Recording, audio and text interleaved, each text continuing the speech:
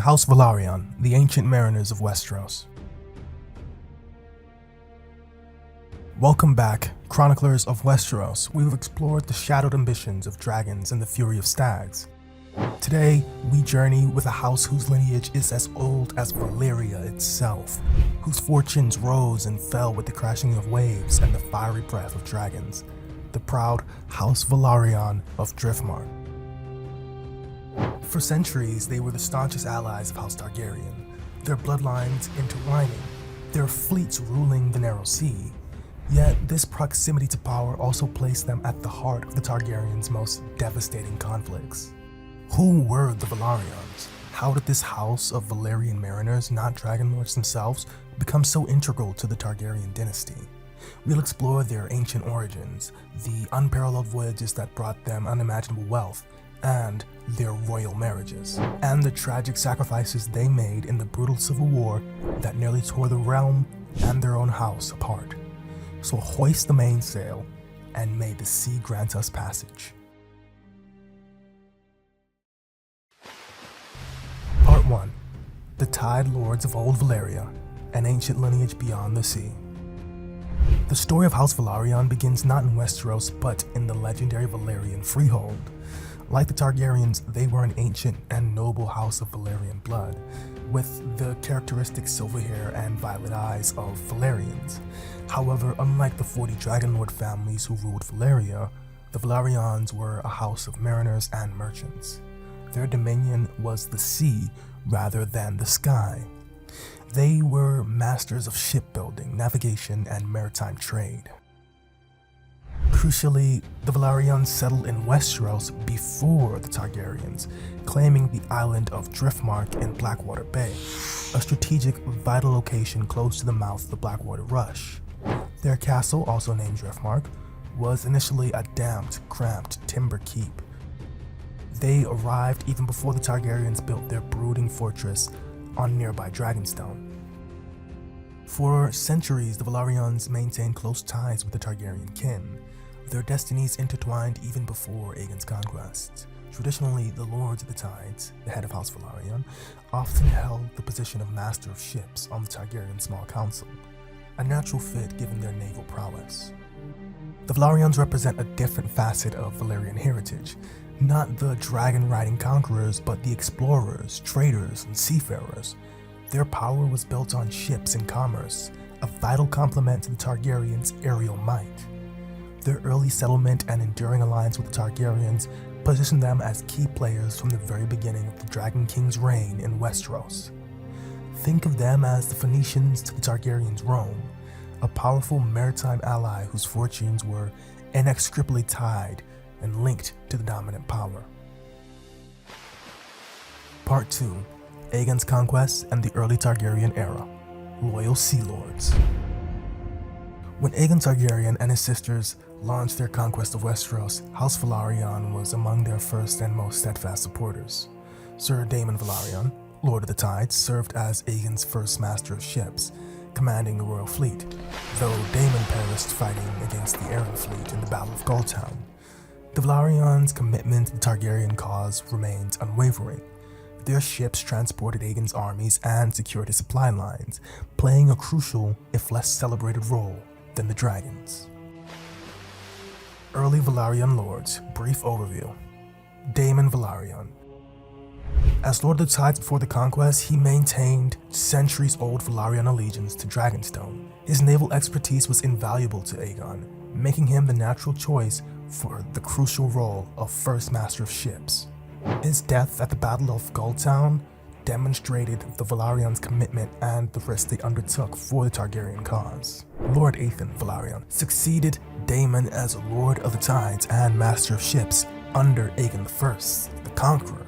He ensured Velaryon naval power remained at the king's disposal throughout Aegon's long reign and into Aenys' short one. Alyssa Velaryon, niece of Aegon, queen to Aenys I, she was perhaps the most significant early Velaryon. Her mother was a Targaryen and she married her cousin, who would eventually become King Aenys I Targaryen, becoming Queen of the Seven Kingdoms. She was the mother of Rhaena, Queen in the West and in the East, Aegon the Uncrowned, Viserys, Jaehaerys I, and good Alicent Targaryen. Through her, Velaryon blood flowed directly into the main Targaryen line. After Aenys' death and Maegor's usurpation, she played a dangerous game of survival, eventually fleeing Maegor and supporting her son Jaehaerys' claim.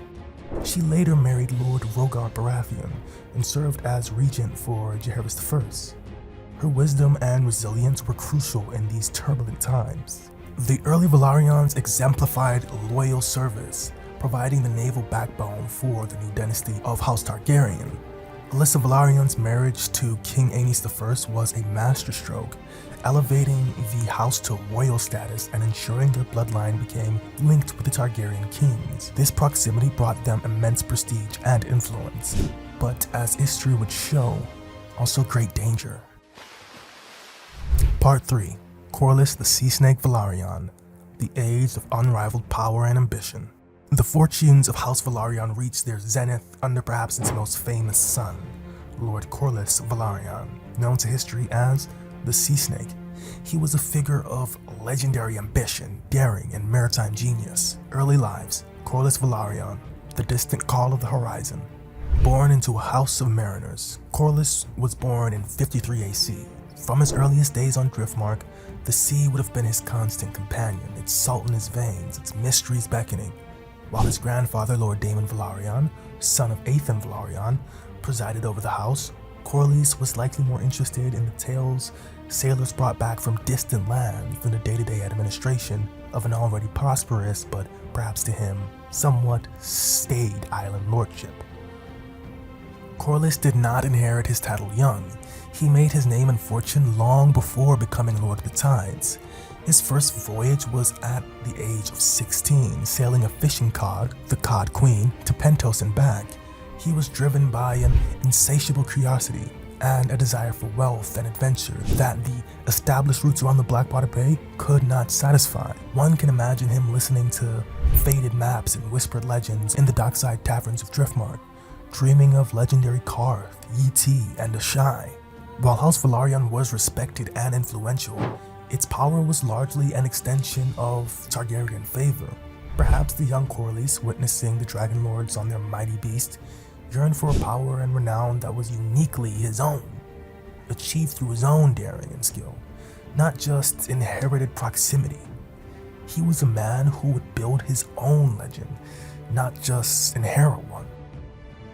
His early voyages, sailing as a common sailor and then captaining his own ships like the Summer Maid and the Ice Wolf to the Shivering Sea and the Thousand Islands, were his education.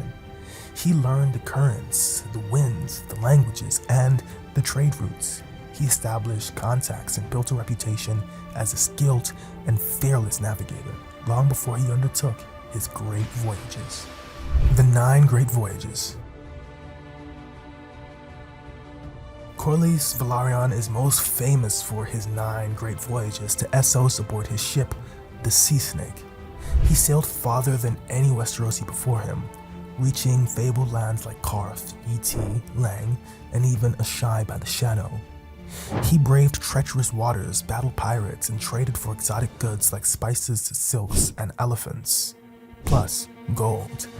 These voyages brought Corlys and House Velaryon immense wealth, making them for a time richer even than the Lannisters or the Hightowers of Old Town. He was said to have doubled the wealth of his house with his first voyage alone. This wealth transformed Driftmark from a modest island to a thriving center of trade. With his newfound riches, Corlys rebuilt Castle Driftmark into a grander seat. He also founded new towns, Spicetown and Hull, and built a new magnificent castle called High Tide, designed to rival any in Westeros, its white towers gleaming above the sea. It was said Queen Alicent Targaryen herself shed tears that Dragonstone was not as fair as High Tide. In 90 AC, Corlys, who was now Lord of the Tides and fabulously wealthy, married Princess Rhaenys Targaryen, a daughter of Prince Aemon Targaryen, Jaehaerys I's eldest son and heir, and Lady Jocelyn Baratheon, who was her mother, who was related directly to Lord Rhaegar Baratheon.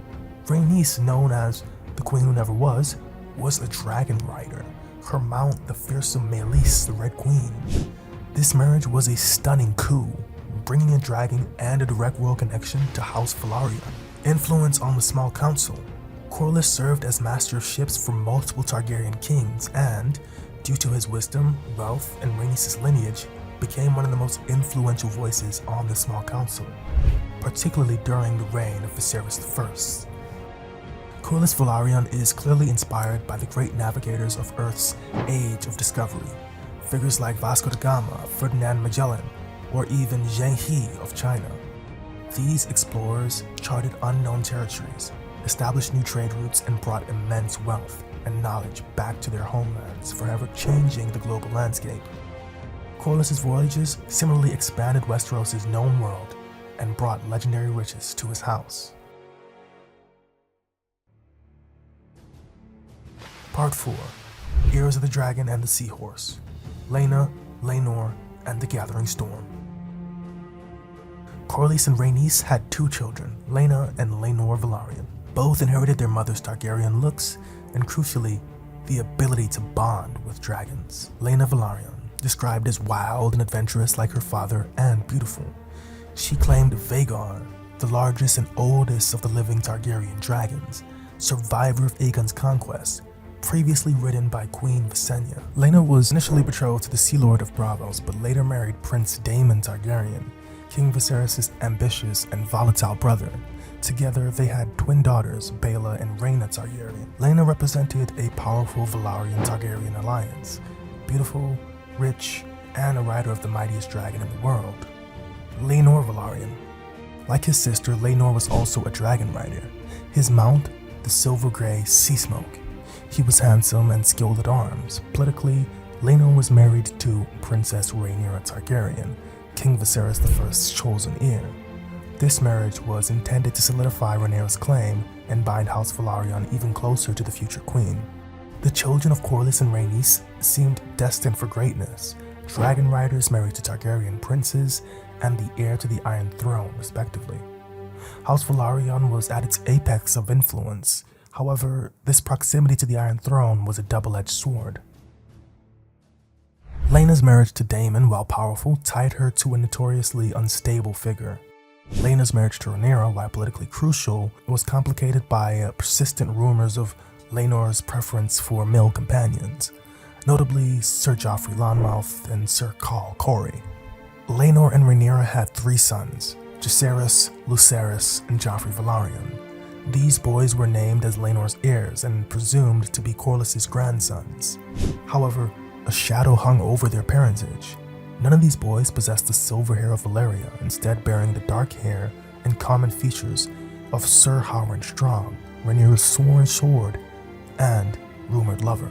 Whispers of their bastardy were rampant at court, fanned by Queen Alicent Hightower and her Green faction, who supported Alicent's own sons by King Viserys I as the rightful heirs to the Iron Throne. Corlys Velaryon's dilemma: the strong boys. Corlys Velaryon, a shrewd and proud man, never publicly acknowledged the rumors of his grandson's parentage. To do so would be to dishonor his son Laenor, Princess Rhaenyra, and his own house, and critically, it would undermine their claim to the Iron Throne, which was also his family's path to ultimate power through Rhaenyra. Whatever his private thoughts, he publicly championed them as his true grandsons and as true Velaryons. For Corlys Velaryon, the strong boys represented the continuation of his line and the culmination of his ambitions. If Rhaenyra became queen, his grandson Jaehaerys would be king after, and Driftmark would be the seat of kings to be. This was a prize worth fighting for, regardless of whispers. His fierce loyalty to Rhaenyra was, in large part, a fierce loyalty to the future he envisioned for his house through these boys. He would have seen them as his grandsons in spirit and in law, if not entirely in blood. The turmoil of family dynamics. Imagine the internal conflict. His son Laenor, whose rumored lack of interest in Rhaenyra, fueled the scandal, adding another layer of complexity. Laena later died tragically after a difficult childbirth, and Laenor himself was reportedly killed in a brawl with Sir Khal Corey in Spicetown. Though some whisper he escaped to Essos, these personal tragedies would have deeply affected Corlys, even as he navigated the treacherous political currents of the time. Part 5. The Dance of the Dragons, the Serpent's Fury, Ruin, and Resilience. The death of King Viserys I in 129 AC ignited the Targaryen civil war known as the Dance of the Dragons.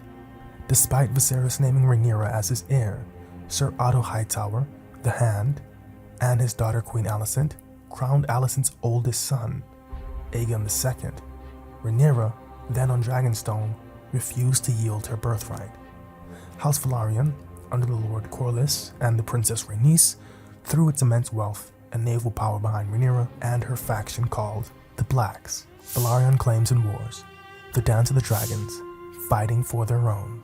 The seeds of Velaryon involvement were sown earlier at the Great Council of 101 AC. Princess Rhaenys, the queen who never was, had a strong claim to the throne, being the only child of Jaehaerys I's eldest son, Aemon. However, the lords of Westeros chose her younger cousin Viserys, establishing a precedent for male primogeniture over the female line. This slight was never forgotten by Corlys, fueling his support for Rhaenyra's claim as it challenged that very precedent. Corlys Velaryon became Rhaenyra's staunchest and most powerful supporter. The Velaryon fleet was the Blacks' greatest military asset, blockading King's Landing and controlling the Gullet. Corlys himself served as Rhaenyra's hand. His grandsons, Jacaerys, Lucerys, and Joffrey, were all dragon riders, Jace on Vermax, Luke on Arax, and Joff on Taraxes, and key players for the Blacks. Devastating losses. The war was catastrophic for House Velaryon. Death of Lucerys. Lucerys Velaryon and his dragon Arax were killed by Aemon Targaryen and Vhagar over Shipbreaker Bay, an event that truly unleashed the war's fury. At the Battle of Rook's Rest, Princess Rhaenys, aboard Maelys, fought Aegon II on Sunfire, and Aemon One-Eye on Vhagar, Laena's former mount. Rhaenys and Maelys were killed, a devastating blow to the Blacks, and a personal tragedy for Corlys. The Battle of the Gullet. This was a Pyrrhic naval victory for the Velaryons. While they defeated the Triarchy's fleet, who were allies of the Greens, Prince Jacaerys Velaryon and his dragon Vermax were killed.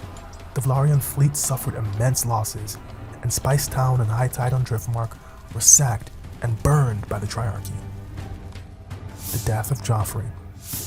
Joffrey Velaryon died later during the storming of the Dragon Pit in King's Landing, falling from Syrax, Rhaenyra's dragon, and being mauled by the crowd beneath.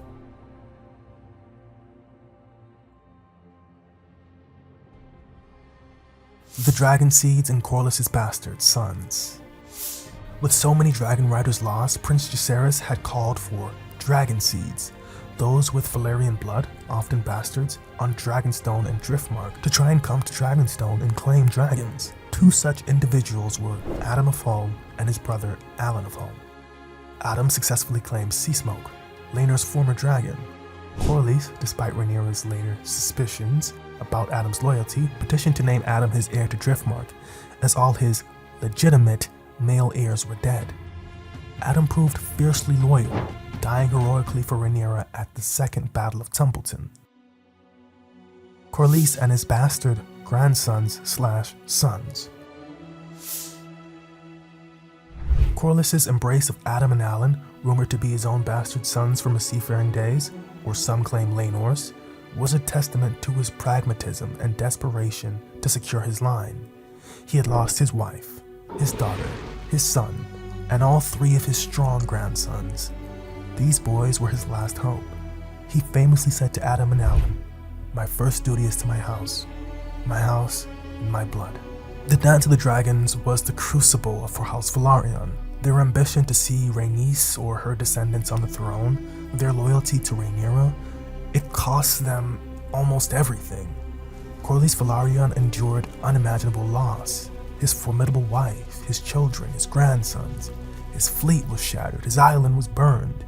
He was imprisoned by Rhaenyra for a time when he counseled peace, then switched sides to Aegon II briefly after Rhaenyra's fall, only to be pardoned by Aegon III when Rhaenyra's son took the throne. His resilience in the face of such overwhelming tragedy is truly remarkable. The dance mirrors devastating civil wars like the English Wars of the Roses or some Roman civil wars where powerful families were forced to choose sides and fortunes were made and lost in bloody conflict. The Velaryons backing Rhaenyra can be compared to powerful magnates supporting a particular claimant. Their own fortunes are always tied to that claimant's success or their failure.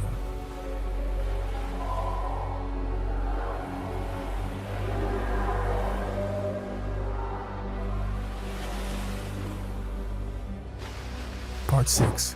Aftermath and Lingering Tides. The Oakenfist Ascent and the Realm's Healing. The Dance of the Dragons left Westeros shattered and grieving. King Aegon III Targaryen, Rhaenyra's son, ascended a throne drenched in blood, his own spirit haunted by the horrors he witnessed during the war. The mighty dragons of House Targaryen were nearly all dead, their era drawing to a close. Lord Corlys Velaryon, the Sea Snake, having navigated the treacherous political tides by serving as a regent for the young king, finally died of old age in 132 AC. He was a legend who had outlived his wife, his children, and his famed strong grandsons, seeing his house being brought to the brink of annihilation. Yet in his final years, he had made a crucial decision to secure its future. His designated heir was Alan Velaryon, the legitimized younger brother of the heroic Adam of Hull. Early lives: Alan Velaryon, from Hull to High Lord, the Oakenfist. Born Alan of Hull, he and his elder brother Adam were the sons of Merelda of Hull, a common woman. Their early life was one of obscurity in the bustling common port town on Driftmark that their reputed father Corlys had built. They were fishermen's sons, a world away from the white towers of High Tide. During the dire days of the dance, when dragon riders were desperately needed, Corlys Velaryon essentially named Adam and Alan as his grandsons through his son Laenor, though the persistent rumor was that Corlys himself had fathered them in his youth. Adam claimed sea smoke and died a hero. After the dance, on Corlys' petition with King Aegon III's consent, Alan was legitimized and named heir to Driftmark. This was a monumental leap, from common birth to the Lord of the Tides. Alan inherited Lord Corlys' titles and lands, but also a house grievously wounded. The Velaryon fleet was a shadow of its former self. High Tide and Spice Down had been burnt down to its foundations, and the house's treasury, once the richest in the realm, was severely depleted. He faced the monumental task of rebuilding, all while navigating the complex post-war court that Aegon III ruled. While Corlys' will was clear, Alan, as legitimized bastard, likely faced skepticism from more distant, legitimate Velaryon cousins or other noble houses. He had to prove not just his capability, but his right to rule over one of Westeros' most ancient and proud houses. His every action would be scrutinized. The name Velaryon carried immense weight, and he was determined to honor it. Alan Oakenfist Velaryon, binding the wounds. Alan quickly proved his mettle. He was a natural seaman, inheriting the Velaryon affinity for the waves. He spearheaded the rebuilding of the Velaryon fleet, and, by extension, the royal fleet. His skill and dedication saw him rise to Lord Admiral, a position House Velaryon often held. Emulating his illustrious grandfather, Alan Velaryon undertook 6 great voyages of his own. While perhaps not as groundbreakingly exploratory as Corlys' initial forays into the Jade Sea, Alan's voyages were vital. He sailed to the free cities, reopened trade routes, fought pirates, and brought back much-needed wealth to Driftmark and the Crown. These voyages signaled to the world that the Valyrian naval power was resurgent, restoring prestige and bolstering the realm's economy.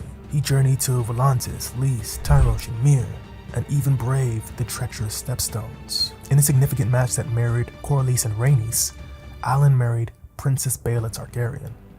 Baela was the twin daughter of Prince Daemon and Lady Laena Velaryon, Corlys' own daughter. She was a spirited dragon rider herself. Her dragon Moon Dancer perished in the dance, but Baela survived, even fighting on Dragonback.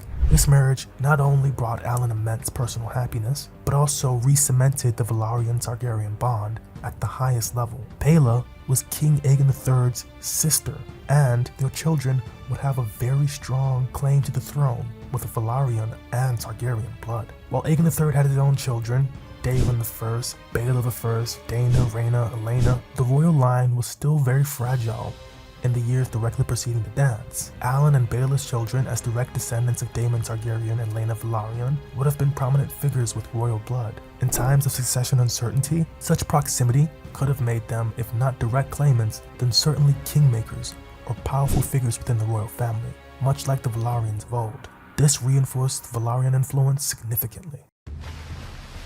Suppressing Dalton Greyjoy, the Red Kraken, and earning Oakenfist.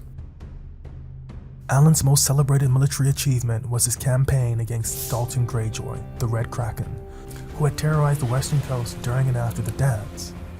Alan had led the royal fleet to the Iron Islands. Though later songs would claim that Alan Velaryon crossed swords with Dalton Greyjoy, the truth was far less romantic. By the time Alan's fleet reached Fair Isle, the Red Kraken was already dead, betrayed and cut down by a woman he had scorned. Without their fearsome lord to unite them, the Ironborn scattered into chaos. The Lannisters of Casterly Rock prepared their vengeance, readying raids against the Fractured Isles. Alan had not faced the Red Kraken in open battle, yet his arrival still marked the turn of the tide. His presence was a reminder. The sea was the Velaryons' domain. With the sea snake's air upon the waves, order was restored to the western coasts. This victory was crucial for restoring royal authority and peace to the western seas. Discovering Prince Viserys, reuniting the royal family.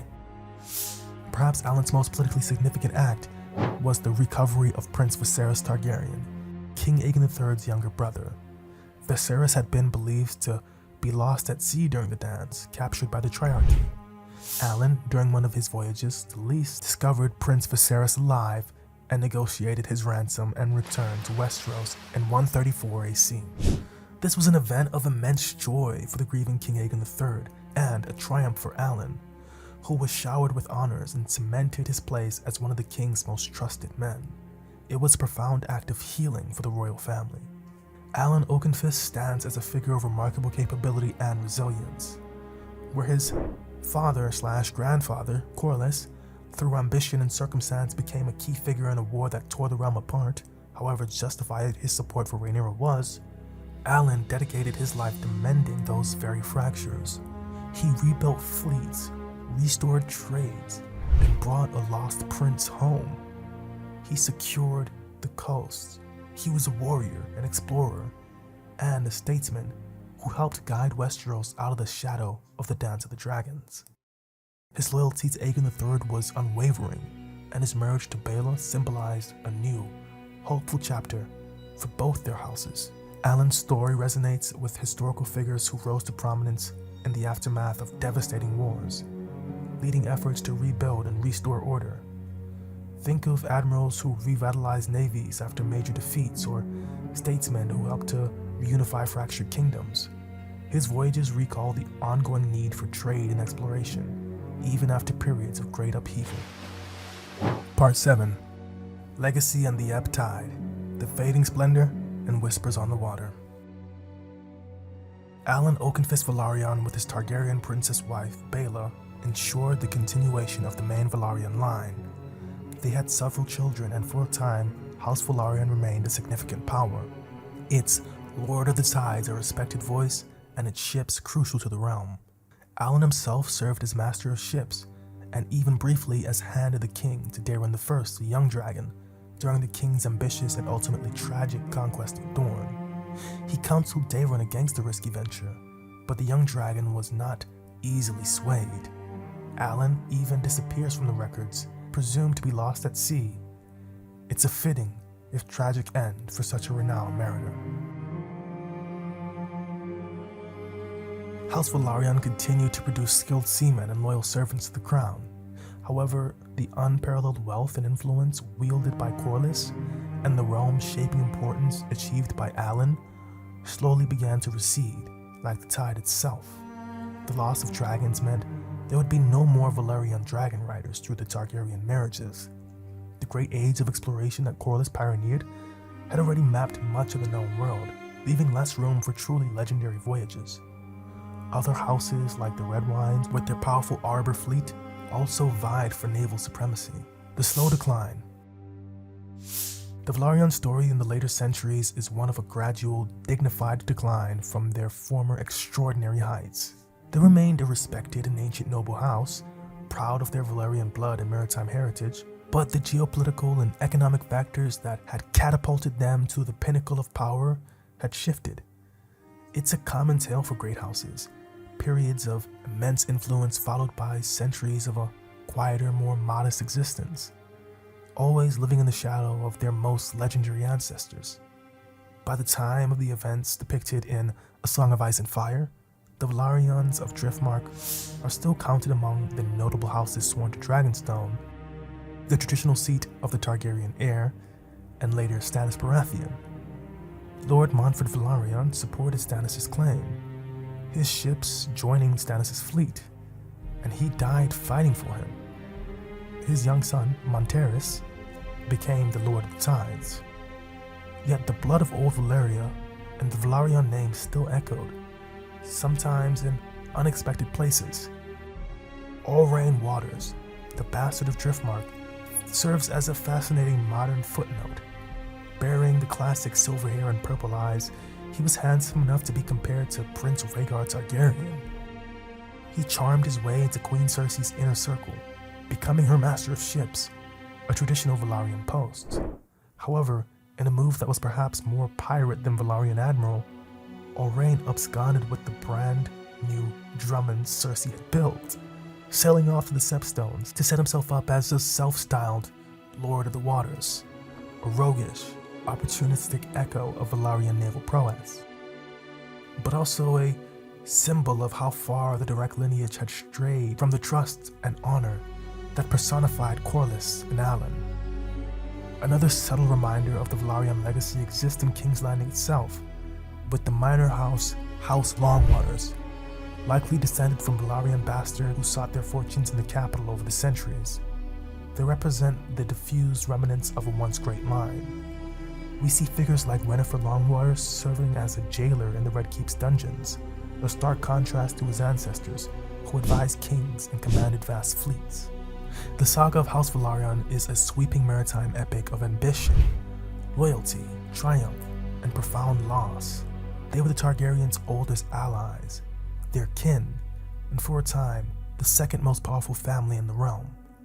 Corlys the Sea Snake sailed to unimaginable heights of wealth and influence, while Alan Oakenfist masterfully navigated them through treacherous aftermaths of a devastating war, rebuilding their strength and honor.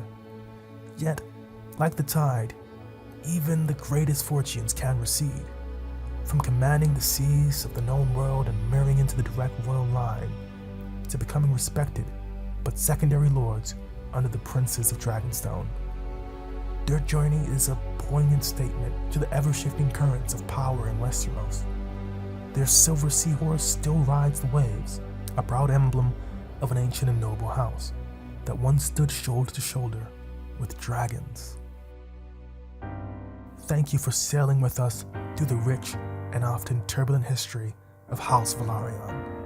Their journey from the shores of old Valyria to the heart of Westerosi power and its eventual ebb is a compelling saga. What are your favorite Velaryon moments or characters? Do you think Alan Oakenfist deserves to be as renowned as Corlys?